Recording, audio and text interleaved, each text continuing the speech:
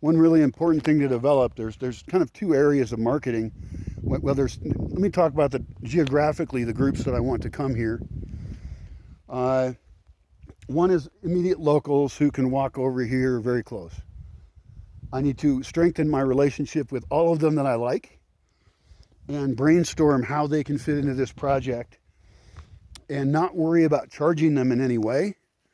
Try and involve them as part of the project so they can benefit from it, so that they learn, so that they have a good social experience with each other and with people who are coming through for a shorter time.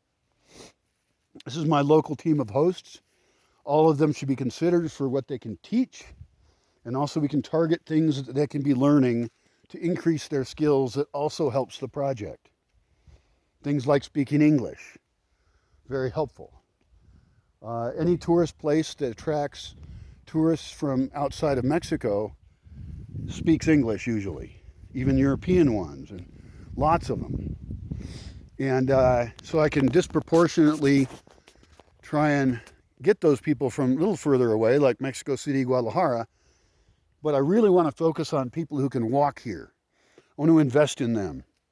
I want to give away all my books in Spanish to anybody who expresses a love of books. I just had a visitor here, and she was very excited by all the books, and I said, yeah, I'm sorry I don't have more Spanish ones.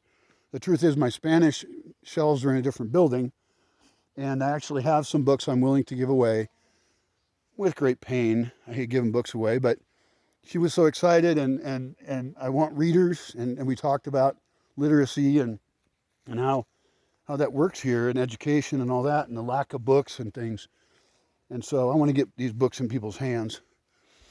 I did donate books to a local library, and they ended up getting put, I went back in, and the box was put with the ones that were just going to be given to the state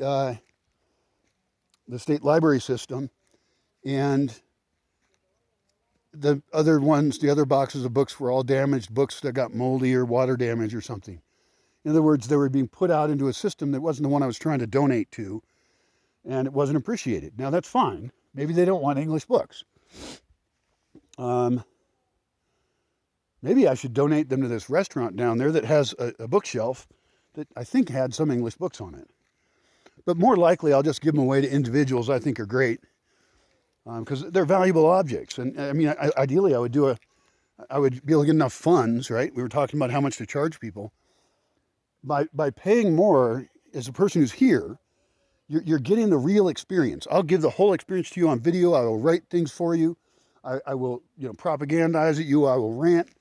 I will try and make, reasonably organized how-to stuff. Certainly a lot of philosophy and rambling. But if you're actually going to be here, you have the resources to be here, whether you're working online or not. I mean, consider if you don't want to pay for yourself and you want somebody else to pay for you, me, I don't have any money. That's why I don't have anybody here.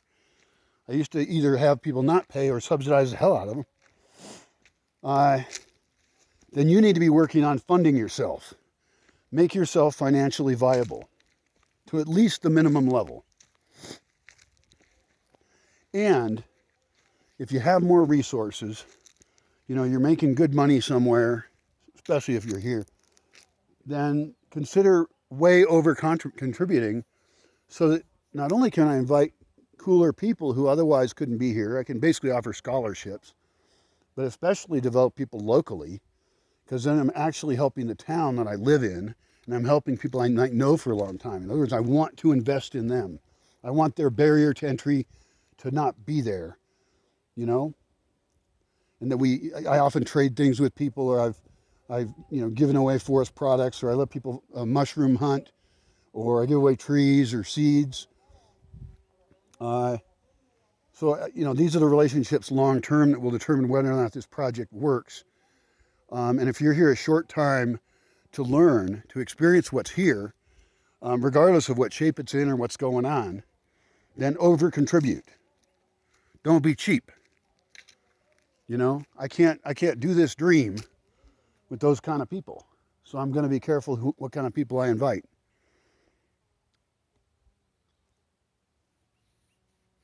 And your method of travel, it could vary. I think really At this point with the pandemic issue, personal vehicle is the way to go.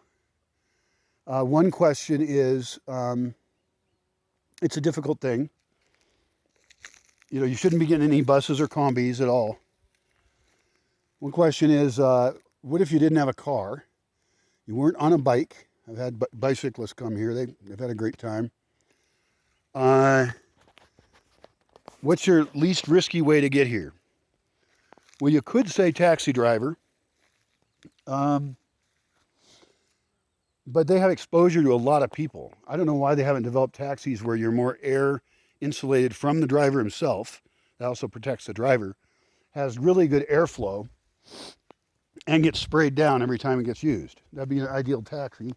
I don't know if those exist. Uber is another option. I guess that's like a taxi. It depends on how active they are. The more active they are, the more risks they've taken just recently. Renting a car, I think I should make a list of everywhere you can rent a car in Michoacan, which I think is only the airport, as far as I know. I should look that up and know that and have a link to it. I'll put it in the description wherever I post this. But it doesn't make a lot of sense if you were coming here for a month to get into a car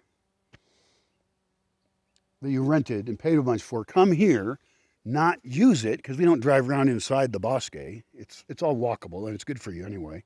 And cars are noisy and annoying and take up space in stupid places. So, and then leave it here for a month and then take it back and pay an enormous amount of money that could have gone to the Bosque. It could be that some of the groups, people are willing, for whatever reason, and it depends on the definition of the group, especially with COVID issues, would be willing to drive to the airport to pick someone up, answer any questions they have or immediate needs that they have, and then come immediately back to the Bosque. What happens if they arrive late? We don't want people driving at night. Maybe it's an exception. I don't know. It's a bad exception. Maybe they stay at a safe hotel, as safe a one as we can find, in the city.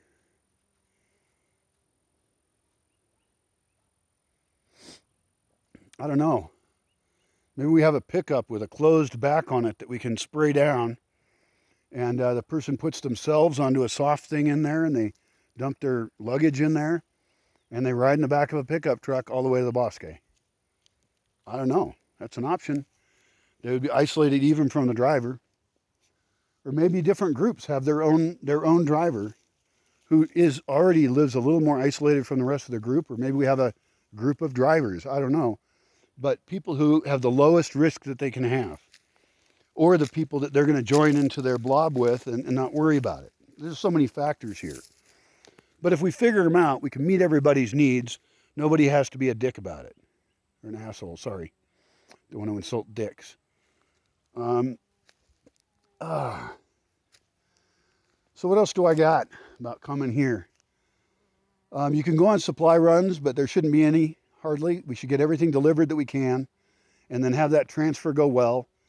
Some things we would meet in Yotatiro, both so they don't know where we live for security reasons, or because that particular vehicle doesn't like the road that, is not very good, or that we can control the delivery process. I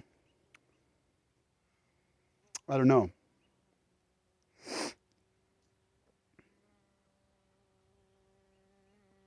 Well, we'll see.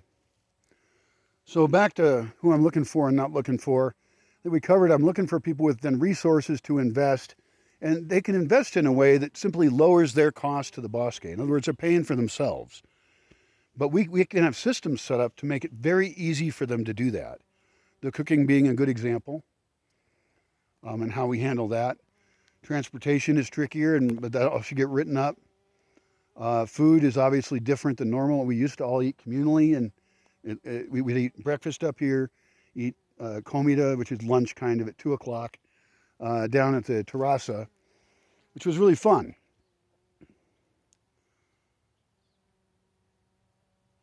People not in the same group together need to talk from a distance. And I think that distance should be slightly too far, People get too close to me, it bothers the hell out of me. So stay away from everybody. Back to the topic of what foods would you bring here. You're welcome to bring chocolate. Chocolate is a healthy thing. It's a Mexican thing. I would recommend that you research whatever brand you buy and either get real traditional chocolate. You could do a chocolate ceremony here if you want. People love that kind of stuff.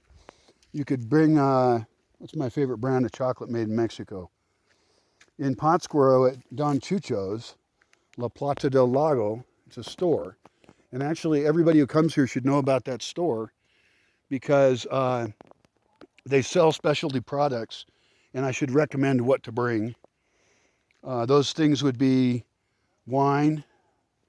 I would suggest not bringing hard alcohol, and that's partly because I get a good deal on bulk mezcal anyway, and I can sell it to you cheaper than what you can buy it for. The other problem is hard alcohol gets people really drunk, and drunk people cause a lot of problems. But, then beer in cans is dumb if you're driving in. I'll offer caguamas, and those will be on site for sale. I think I should do that.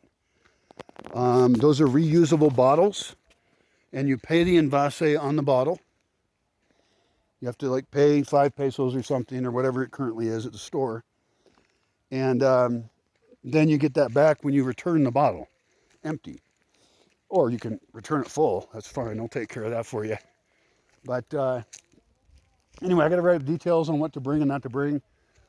Anything that needs refrigeration is suspect. If you brought a block of cheese, you could eat it for a few days. You want to be in a building with no mice, I guess. And you'd be fine. Tortillas, we have a tortilla making class, and I have other places like stoves available so you can make your own tortillas. It takes time away from other things, but if you would enjoy it, you're welcome to do it.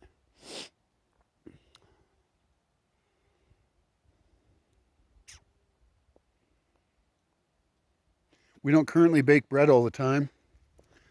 Bringing bread might be a good idea if you normally eat a lot of bread and you really want it, and I guess that would include tortillas. But understand that they may go bad. I don't currently buy bread, but, somebody could come with bolillos and make sandwiches out of something. I don't know. One of the things I can do in terms of people being comfortable here is I can make a list of all the different things you can order. And there's 2 kinds of orders. One is somebody from the outside, probably a Ranga, comes and delivers that thing to here. They deliver it to a very specific location. That location is the view. They already know to respect our distance rules, and we spray down whatever comes in. Now, why the view? It's because it's where I'm at. And I'm going to hear them come up. They're going to come and ring a bell that they're there, let's say. I don't like them beeping. Usually I'm out and about, or somebody else would be if we were actually ordering anything.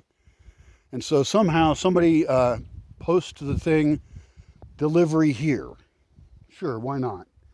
As long as we don't get that many deliveries, and they could just say pizza here. Now, it's interesting, even something as simple as pizza, okay?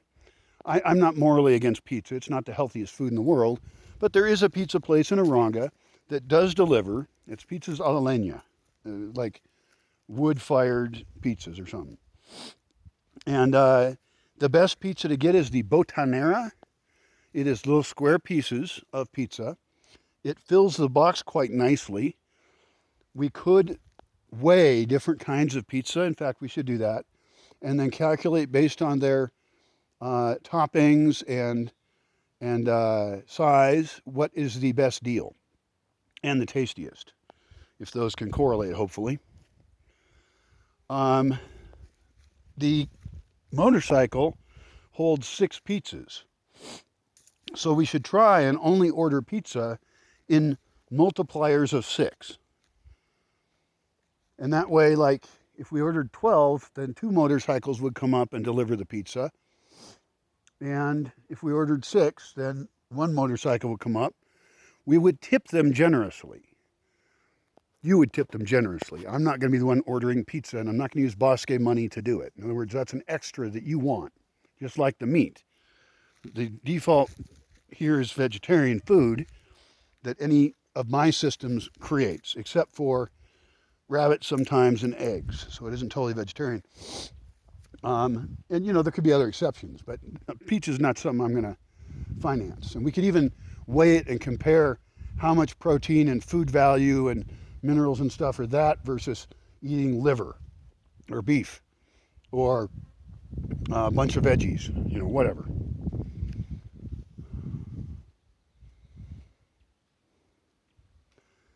So that's a relationship I would have to set up now or before people come here where they know where I live, and they would have to be willing to take their motorbike on a really dirt road. And so there would also be a time that you order pizza.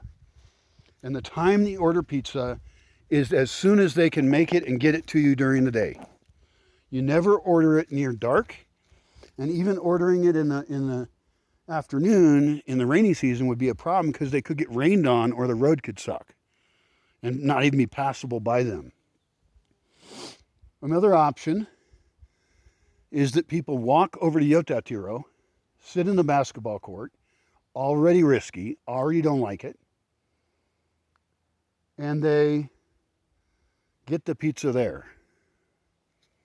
Then they'd have to carry it, so you might want to send 3 people, so each one's carrying 2 pizzas. Be better to drive over, it's not that far and we don't drive much. Another option is that if someone's already on a town run, right, they're already going to town, they can order the pizza, at like 1 o'clock, 2 o'clock when they open up, go back and get the pizza in between their errands, put it in our wooden box that we only put in the van when we're buying 6 pizzas or some number of pizzas, and then they're protected, right? They're protected from dogs. They're insulated a little bit. They're not going to fall off a chair. They're protected from bumps maybe a little bit, bumpy road and everything. So that's one thing you can do to get food locally. We got so far. You can buy meat and grill it, and you can add whatever accoutrements you like. And if you're already sending, and it could be that you order it and one person goes down and they come back and they've got these multiple, Tupperware packages with the meat in it. Maybe that's how it works. And then we lend you that Tupperware. Although the more people I can get to come prepared with their own equipment to provide themselves whatever luxury foods they want, the better. So we got beef in there, we got pork, meats. That's a whole topic. I got to do really good describing that. A bunch of candy with little wrappers. Please don't bring that. You will lose the wrapper, and you will have created a bad Bosque simply by bringing a product that people are incapable of controlling the waste of. That's how strongly I'm going to say that. It doesn't happen. It always results in a mess. Don't bring your plastic Coca-Cola bottles here. Don't bring any plastic, anything you can avoid. The most plasticky things you should bring should be your telephone and your camera.